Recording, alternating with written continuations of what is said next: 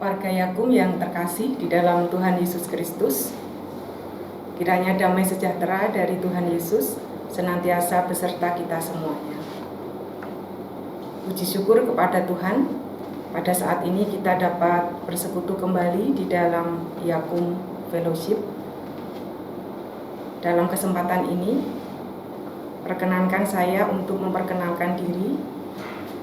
Nama saya Rani Sukmawati. Saat ini saya melayani di Jemaat Tuhan sebagai pendeta di GKJ Bibis Luhur Surakarta. Kita bersama-sama akan merenungkan firman Tuhan. Untuk itu marilah kita meminta tuntunan Roh Kudus di dalam doa persiapan. Mari kita berdoa, doa kami layankan. Tuhan Allah Surgawi, kami mengucap syukur ya Tuhan, pada saat ini kami dapat bersekutu bersama di dalam Yakum Fellowship. Berkatilah persekutuan saat ini, sehingga dapat berjalan dengan baik dan menjadi berkat bagi kami semuanya. Di dalam Yakum Fellowship saat ini, Engkau memberikan kami kesempatan yang indah untuk kami dapat mendengarkan firman-Mu. Untuk itu buka hati dan pikiran kami, kuasai kami dengan Roh Kudus-Mu, sehingga kami dapat mendengarkan firman-Mu dengan lancar, dan kami mampu melakukannya dalam kehidupan kami sehari-hari. Dan untuk hamba-Mu yang menyampaikan firman kebenaran-Mu saat ini, berikan kami hikmat dan kebijaksanaan ya Tuhan, sehingga tugas pelayanan ini dapat kami lakukan dengan baik, dan apapun yang kami sampaikan, semuanya surut dengan kehendak Tuhan. Bersabdalah atas kami semuanya, karena kami saat ini sudah siap untuk mendengarkan. Inilah yang menjadi doa kami. Tuhan, Engkau sempurnakan doa kami ini. Ampuni dosa serta kesalahan kami. Di dalam nama Tuhan kami Yesus Kristus, Juru Selamat kami yang hidup, kami berdoa dan mengucap syukur. Amin. Bacaan Alkitab dibacakan dari kitab 1 Samuel pasal 24 ayat 6-7. 1 Samuel pasal 24 ayat 6-7. Demikianlah sabda Tuhan. Kemudian berdebar-debarlah hati Daud karena ia telah memotong punca Saul. Lalu berkatalah ia kepada orang-orangnya, "Dijauhkan Tuhanlah kiranya daripadaku untuk melakukan hal yang demikian kepada tuanku, kepada orang yang diurapi Tuhan, yakni menjamah dia, sebab dialah orang yang diurapi Tuhan." Demikianlah sabda Tuhan.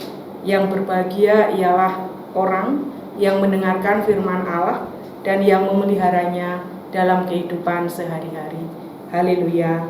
Amin. Warga Yakum yang terkasih, ada seorang karyawan yang bekerja dalam sebuah perusahaan. Karyawan ini sudah bekerja dengan baik, tetapi dia mendapatkan perlakuan yang tidak adil dari atasannya.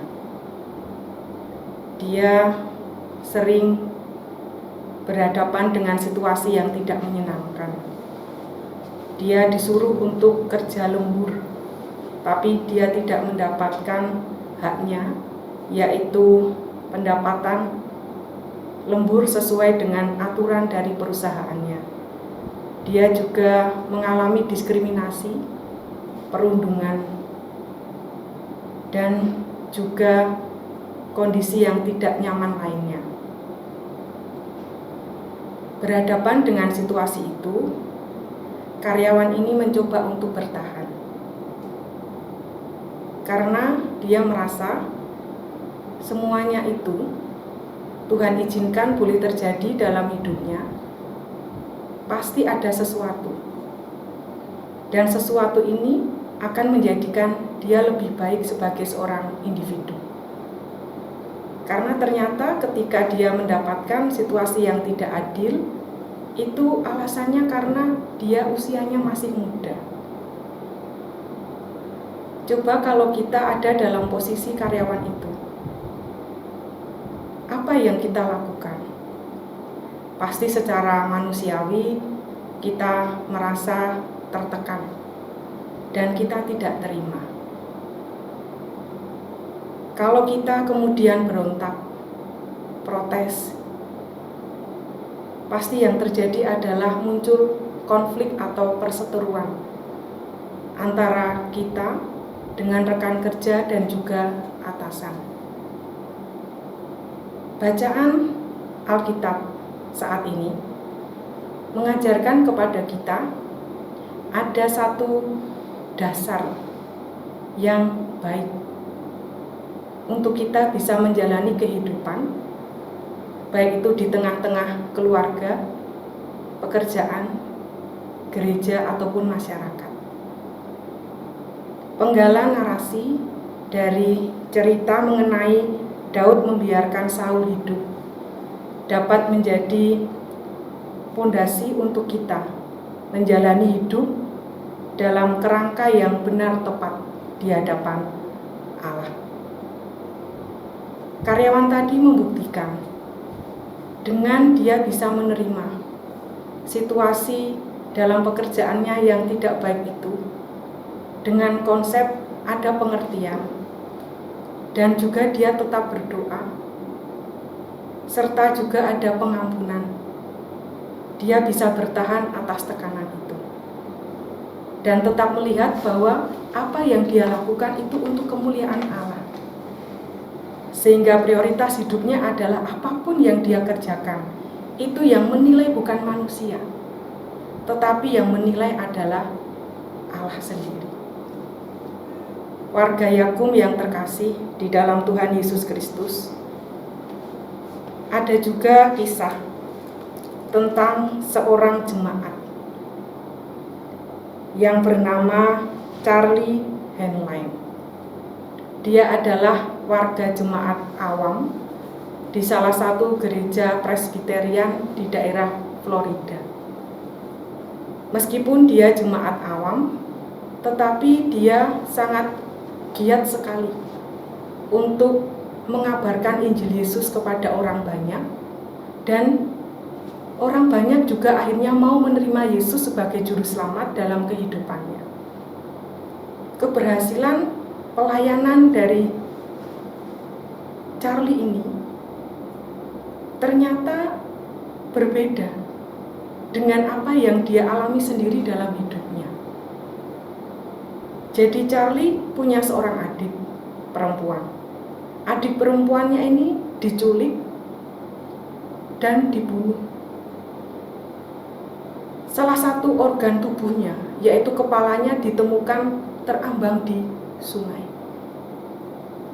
Luar biasanya, ketika pembunuh adiknya ini sudah ditangkap dan dimasukkan ke penjara, Charlie mengunjungi dan kemudian mendoakan pembunuh itu serta menceritakan tentang Yesus kepada pembunuh itu.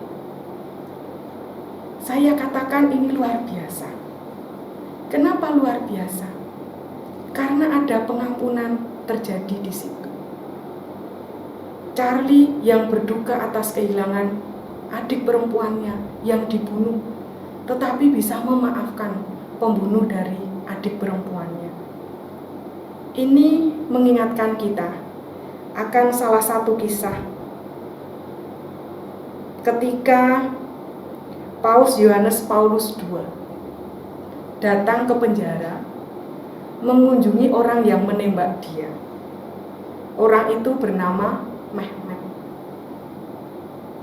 Peristiwa ini terjadi 2 hari setelah Hari Raya Natal di bulan Desember tahun 1983. Ketika mengunjungi penjara, Paus Yohanes Paulus II kemudian merangkul Mehmet dan berkata demikian, "Aku memaafkanmu sahabat, aku mengampunimu." Ada pengampunan juga yang terjadi dalam kisah ini. Dan ini juga sama dalam cerita Daud. Daud kondisinya tertekan. Dia harus berpindah tempat dari sana ke sini, berusaha untuk bisa keluar dari pengejaran Saul yang ingin berusaha untuk membunuh dia. Pada satu kesempatan, Daud mempunyai istilahnya situasi yang bisa membuat dia membalas kejahatan Saul. Tapi Daud tidak melakukan pembunuhan di situ. Bahkan dikatakan ketika Daud memotong punca Saul, hatinya itu sudah berdebar-debar. Dan ini yang menjadi pengakuan Daud, bahwa yang mempunyai otoritas berkaitan dengan melengsarkan Saul adalah Allah. Daud tidak berhak akan hal tersebut. Daud bisa menerima Saul, ada pengampunan terjadi. Dan bahkan dalam situasi yang pelik pun, Daud itu tetap melakukan karya yang luar biasa. Dia bisa mempersatukan suku-suku di Israel. Ini yang bisa menjadi pelajaran baik untuk kita saat ini.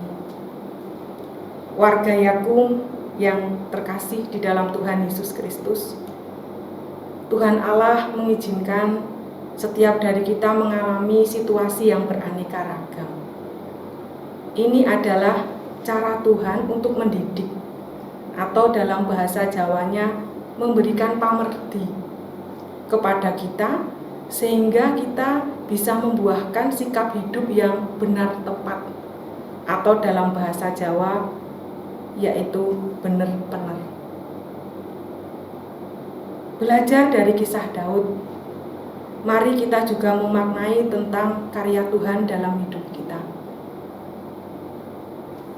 Dosa itu hanya bisa dikalahkan oleh kasih. Kejahatan tidak akan bisa dikalahkan oleh kejahatan. Kejahatan bisa dikalahkan oleh kebaikan. Kebencian itu juga tidak bisa dikalahkan dengan kebencian. Kebencian itu bisa dikalahkan, kebencian itu bisa hilang kalau ada kasih dan pengampunan. Sehingga kalau dalam saat ini kita mengalami situasi yang tidak mengenakan, ingatlah pengorbanan kasih Yesus di kayu salib. Itu semuanya untuk keselamatan dunia. Mari kita belajar dalam hidup ini sehingga kita tetap dapat menjadi saksi Kristus yang setia, yang tetap mempunyai kerangka hidup benar tepat dalam situasi apapun juga. Selamat berkarya, Tuhan berkati kita senantiasa. Amin. Kita memasuki saat teduh sejenak, saat teduh dipersilahkan. Mari kita bersatu dalam doa syafaat dan penutup. Tuhan Allah yang bertahta di kerajaan surga, dengan kerendahan hati ya Tuhan, kami bersama-sama dengan warga Yakung menghadap ke tahta-Mu yang kudus. Kami mengucap syukur atas firman-Mu yang boleh kami dengarkan pada saat ini. Firman-Mu mengajarkan tentang sikap hidup yang benar tepat. Ada kasih yang boleh senantiasa menguasai kehidupan kami. Dan kasih ini yang memampukan kami untuk kami dapat menjalani hidup yang seturut dengan kehendak Tuhan. Berkati kami semuanya ya Allah, sehingga kami dapat melakukan firman-Mu dan akhirnya melalui kami nama-Mu semakin ditinggikan dan dimuliakan. Pada saat ini kami menyatukan hati kami ya Tuhan. Kami berdoa untuk Yakung. Berkatilah keberadaan Yakung, baik itu organ, yaitu pembina, pengurus dan pengawas Yakung, beserta dengan karyawannya semuanya, rumah sakit, dan juga lembaga-lembaga yang lain yang termasuk di dalam organisasi Yakung ini. Mampukanlah sehingga semuanya dapat melakukan apa yang menjadi tugas mereka dengan tetap memegang firman-Mu dalam hidup mereka, mempunyai hati yang melayani ketika melakukan tanggung jawabnya masing-masing. Tuhan selalu yang memberkati Yakum sehingga dapat memperoleh kesuksesan dalam capaian-capaiannya, baik itu berhadapan dengan situasi saat ini ataupun dengan regulasi dari pemerintah di bidang kesehatan. Kami percaya ya Tuhan, Tuhan tetap campur tangan sehingga eksistensi Yakum dapat dirasakan oleh semua orang. Kami saat ini juga berdoa untuk bangsa dan negara kami Indonesia. Di tengah-tengah pandemi COVID-19 ini, hanya Engkau yang menjadi andalan kami. Kami percaya kuasa-Mu yang akan memberkati kami, sehingga bangsa dan negara kami Indonesia dapat melewati krisis ini dengan tetap hidup di dalam pengharapan. Bebaskanlah kami ya Tuhan dari situasi yang sulit ini, sehingga hidup kami dapat merasakan kembali Shalom Tuhan berkarya bagi kami semuanya. Kami hanya berserah kepada Tuhan, Engkaulah yang menjadi sumber kekuatan dan pengharapan bagi kami. Dan kami bersama-sama ya Tuhan akan menjalani kehidupan kami. Mampukanlah kami sehingga apapun yang menjadi tugas, tanggung jawab, pekerjaan, dan aktivitas kami, semuanya dapat kami lakukan dengan baik dan lancar. Berkati juga keluarga kami, sehingga keluarga kami selalu dapat menjadi keluarga yang takut akan Tuhan. Inilah yang menjadi doa kami. Tentu ketika kami berdoa ada banyak kekurangan, Tuhan yang menyempurnakan. Ada dosa dan kesalahan kami, Tuhan mengampuni. Doa ini kami naikkan di dalam nama Tuhan kami Yesus Kristus, Juru Selamat kami. Amin. Warga Yakum yang terkasih, demikianlah Yakum Fellowship. Selamat bekerja dan selamat melanjutkan aktivitas untuk kita semuanya. Tuhan memberkati kita senantiasa.